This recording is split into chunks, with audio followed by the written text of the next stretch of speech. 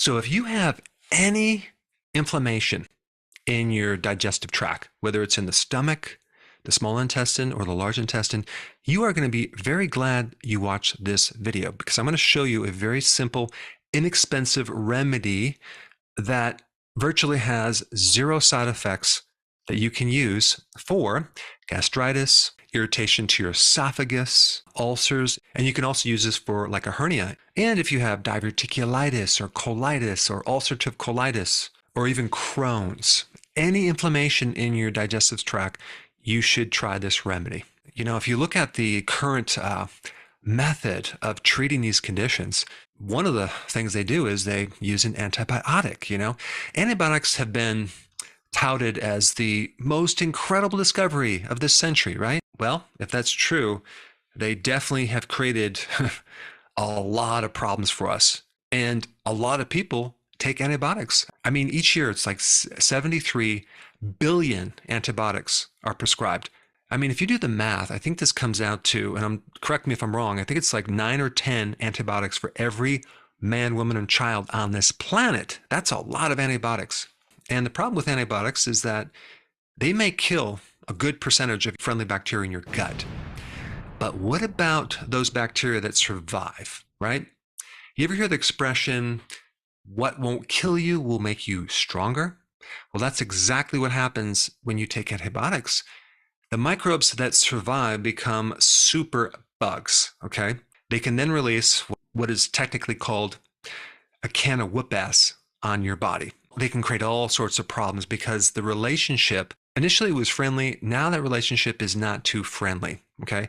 Some of these microbes that did not create a problem become more pathogenic in the relationship, like E. coli and Salmonella, H. pylori, Candida, which at one time, lived in peace with your system, but now they're very antagonistic and they can create all sorts of inflammation in your digestive system. I mean, the same thing goes with even cancer. When someone takes chemotherapy, does it kill all the cancer cells?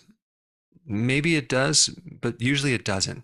Usually there's a small percentage left. And that percentage, whether it's 5%, 1% that's left, changes, okay? It becomes stronger and it can come back and be very resistant to any treatment. I mean, you can use a stronger chemotherapy to kill it off, but don't you have also the immune system that's susceptible to the same chemicals?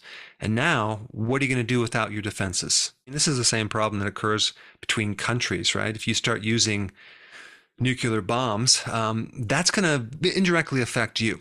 So what I'm going to show you is something natural that you can use that virtually has no side effects. It's not going to sterilize your body like they do with all sorts of pasteurized food. It's not going to diminish the number of microbes. It's not going to change the relationship of your microbes to something unfriendly. It's going to help this relationship become stronger. And this remedy actually is cabbage juice. Highly researched. I found studies all over the world on this, and I'll put some links down below. Depending on how severe your inflammation is, like if it's a minor problem, just take 1 cup a day. If it's a major problem, take like a quart, which is 4 cups, or for those people in Europe, a liter. But cabbage juice is very, very interesting. I've talked about this in the past of just eating cabbage for anything related to digestive problems. Out of all the vegetables that people seem to tolerate when they have gastritis or digestive problems, cabbage seems to be the one that they can tolerate the best. Well, I think I know why. Because it has 4 interesting factors that can help the GI tract. Number 1, it has something called vitamin U. It helps increase the speed at which you can heal these ulcers or lesions in your GI tract.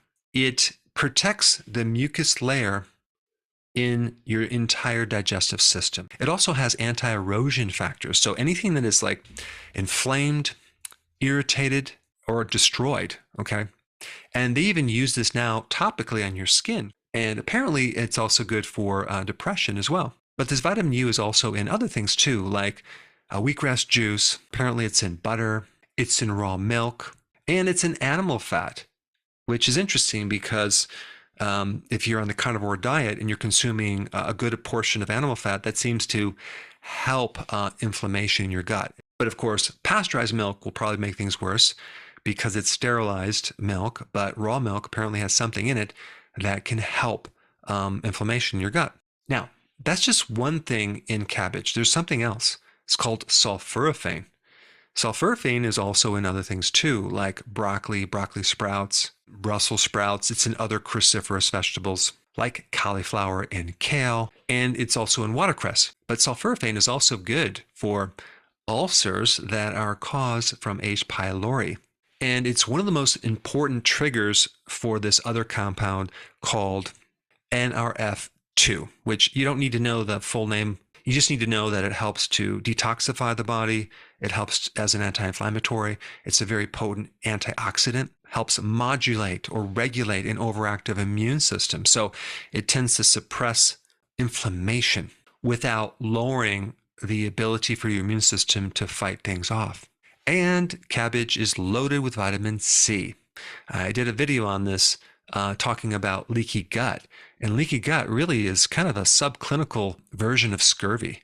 Because if you think about scurvy in other parts of your body, like your gums, you have bleeding gums.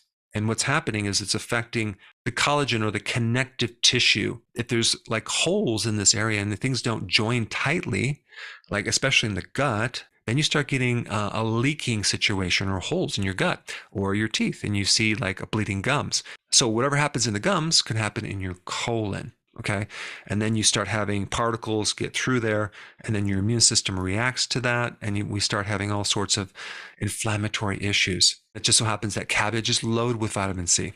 And cabbage juice has one more thing, which is pretty cool. L-glutamine. Now, what is L-glutamine? Well, L-glutamine is a very common remedy for inflammation in your gut. It's also good for a leaky gut situation and anything related to inflammation in the colon.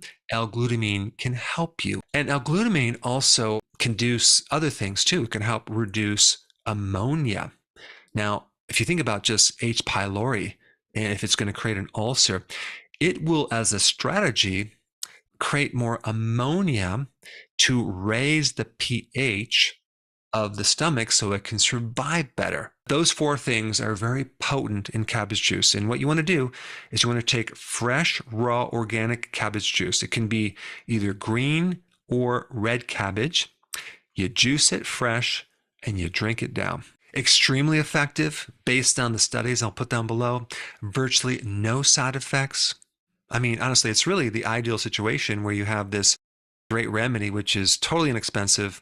Anyone can do it. You do need a juicer, okay? But other than that, it's, I think, the ideal solution. Now, that's the solution, but it's also important to understand what originally created this inflammation, and then also data on what to eat and what foods to avoid going in the future to support the microbiome, because we want this very diverse, plentiful microbiome to support your digestive system. And we want to know the foods that are best for this. So for that video, you should watch this right here.